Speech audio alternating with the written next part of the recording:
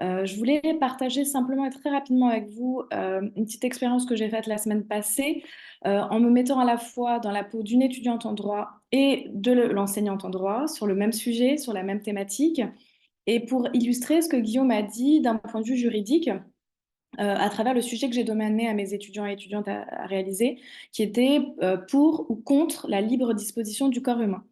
Donc, je leur ai demandé de prendre une position, de la défendre, coûte que coûte, uniquement celle-là. Et avant de les retrouver en séance de TD, j'ai fait l'exercice comme si j'étais une étudiante avec ChatGPT. Et ce qui était intéressant, je vous partage mon écran parce que j'ai enregistré, donc ça, c'est pas en temps réel, hein, c'est une capture que j'ai faite.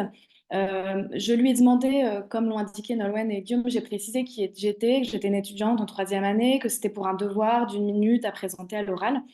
Et toute la première partie, il va me donner des arguments dans les deux sens, en me disant voilà les points importants sur les deux positions. C'est pas faux, c'est pas très précis, mais c'est pas mauvais. En réalité, c'est le niveau d'un étudiant de troisième année. C'est tout à fait réaliste de ce point de vue-là.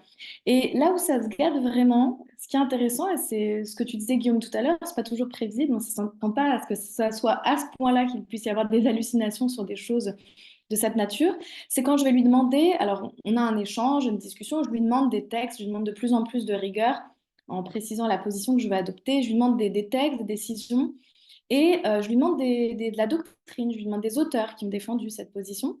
Là, pour l'anecdote, on va voir apparaître une collègue qu'on connaît bien, qui est Blandine Malvé, à qui j'ai envoyé d'ailleurs l'impression écran, et qui se retrouve être professeur à Paris 1, ce qui n'est pas du tout le cas.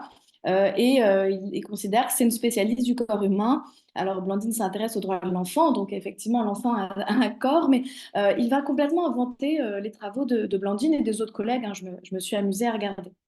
Vous voyez que là, il y a tout à fait une limite sur laquelle il faut alerter les étudiants. On voit bien, c'est ce qu'on appelle les fameuses hallucinations et qu'on retrouve aussi pour les professionnels du droit, avocats qui utilisent ces outils.